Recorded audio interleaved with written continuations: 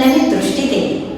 आजच्या काळात मन, शरीर आणि नात्याचं संतुलन बिघडते, कारण दिसणाऱ्या शत्रूपेक्षा अदृश्य शत्रू हा घातक आणि हानिकारक असतो. माणसाला शारीरिकदृष्ट्या दुर्बल, आर्थिकदृष्ट्या निर्धन आणि मानसिकदृष्ट्या हतबल बनवतो. असंच काही आजाराचं असतं जे दिसत नाही पण आतून आयुष्य पोकरतात, म्हणजेच NCD होय. NCD म्हणजेच नॉन कम्युनिकेबल डिसीज, अर्थात असंसर्गजन्य रोग होय. चला पाहूया अशाच आजाराने ग्रासलेल्या पण वेळेत उपचार घेऊन सावरलेल्या रुग्णांच्या जीवनगाथा. सादर करीत आहे 3 अंकी नाटक आरोग्याच्या 4 गोष्टी. आरोग्याच्या 4 गोष्टी सादर करते वसाहत रुग्णालय, गांधीनगर. आजच्या जीवनशैलीचा परिणाम शरीर, मन याचं संतुलन बिघडते. यातूनच जन्म घेतात हे 4 शत्रू. BP म्हणजे उच्च रक्तदाब, शुगर म्हणजे मधुमेह, कॅन्सर अर्थात कर्करोग आणि मेंटल हेल्थ म्हणजेच मानसिक आरोग्य होय. यावर उपचार आहे. समज, वेळेवर तपासणी, योग्य आहार आणि व्यायाम. पात्र परिचय: रामू, वय वर्ष 55, मधुमेह, BP असूनही बेफिकीर रुग्ण. सावित्री, रामूची बायको, काळजी करणारी समजूतदार स्त्री. डॉक्टर शर्मिला, अनुभवी सरकारी डॉक्टर. कविता, वय वर्ष 30, मानसिक तणावग्रस्त तरुणी. श्रीकांत मामा, गावातील प्रतिष्ठित नागरिक पण कॅन्सरग्रस्त. योगिता, कविताची आई. डॉक्टर जोशी, मानसोपचार तज्ञ, सूत्रधार, नाटकाची संहिता पुढे नेणारा दुवा. अंक पहिला. काय का बीपीची गोळी घेतली का?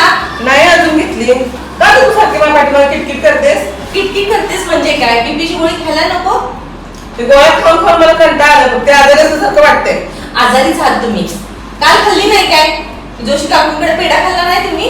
अशी काय करतेस? एकच तर खाल्ला. एकच खाल्ला काय? मला काय माहित नाही. डॉक्टरांकडे जायचं आणि शुगर बीपी दाखवून यायची बघा. चल बाई, एकदा तुझ्या मनाचं समाधान करून घे. चल. नमस्कार डॉक्टर. नमस्कार. बसा. धन्यवाद. काय त्रास होतोय? असं काही विशेष नाही. ही माझी बायको उगीच माझ्या पाठीमागे किटकिट लावते, म्हणून म्हटलं तुम्हाला एकदा भेटून यावं. काय त्रास होतोय? जरा यांचा रिपोर्ट बघा डॉक्टर, मग कळेल.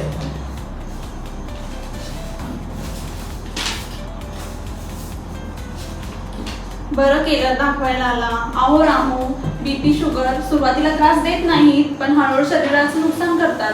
डोळे, किडनी, हृदयावर परिणाम करतात. आता काय करायचं मग? घाबरू नका.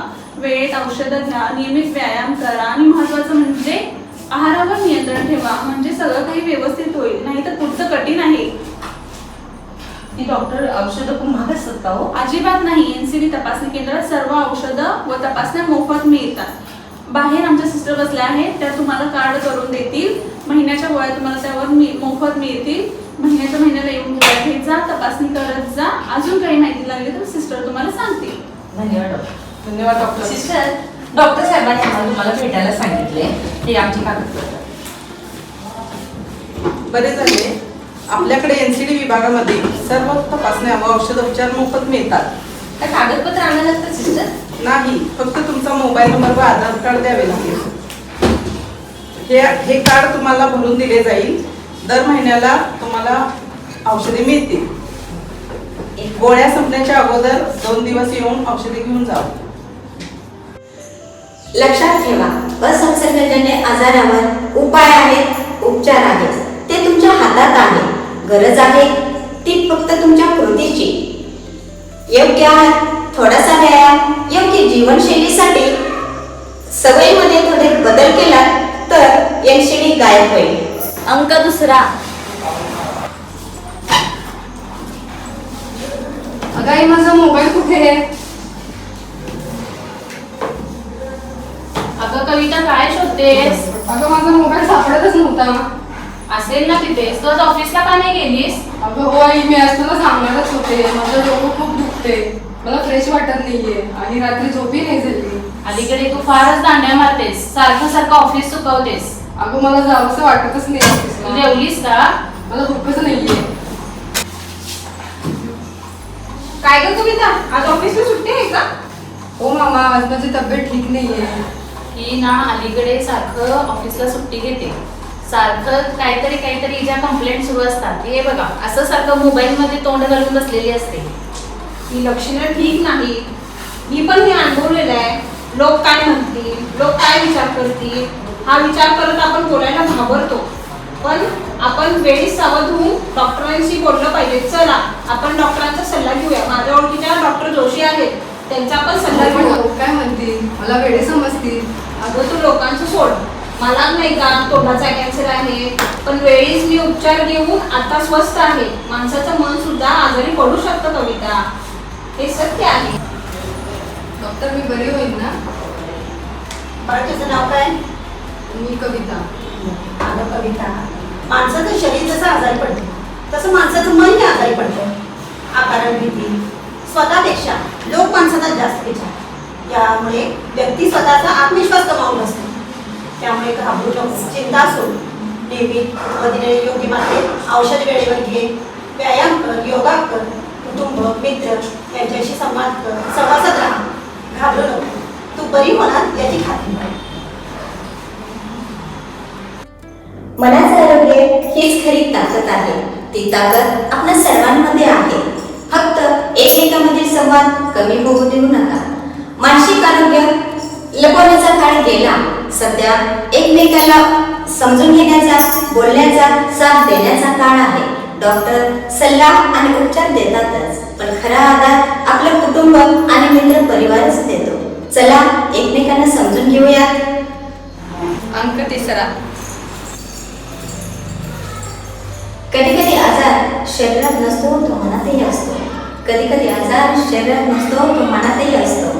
पण योग्य उपचार, वेळेवरची मदत आणि महत्त्वाचं म्हणजे स्वतःवरील विश्वास हेच रुग्णांचं खरं बळ ठरतं.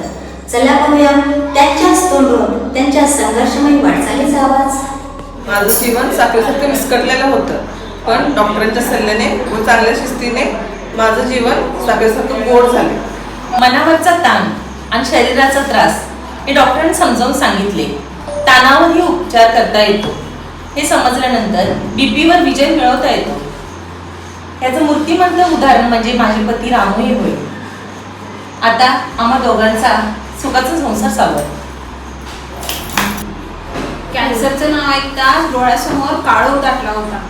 पण उपचार, विश्वास आणि घरच्यांची साथ यांनी मला पुन्हा नव्याने जन्म दिला. माझं मनच मला समजत नव्हतं, पण डॉक्टरांनी माझं ऐकलं, मला समजून घेतलं, मला छान मार्गदर्शन केलं. आज मी नव्याने हसते, मनापासून अगदी. हे अनुभव केवळ आरोग्याचे नव्हे, तर अशा जिवंत साक्ष आहेत. त्यांनी सांगितलेले अनुभव आणि दाखवलेला मार्ग उद्या अनेकांना दिशा देईल. चला आज आपणही आरोग्याची मशाल पुढे घेऊया. मधुमेह असो वा बीपी, श्वास घ्यायला होतो त्रास, वेळेवर औषध घेतली तर होणार नाही त्रासाचा वास. व्यसन टाळा, आहार बदला, व्यायामाचा घ्या बसा, असंसर्गजन्य रोगापासून दूर राहून निरोगी आयुष्याचा घेऊ प्रवासा. असंसर्गजन्य रोग ओळखा, जीवन वाचवा, तरी तुमचं जबाबदारी पण तुमचीच, सरकारचं घ्या सहकार्य, समृद्धी पण तुमचीच.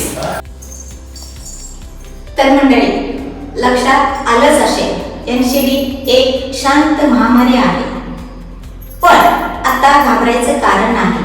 आपल्याकडे आहे माहिती, सल्ला, उपचार आणि जागरूकता.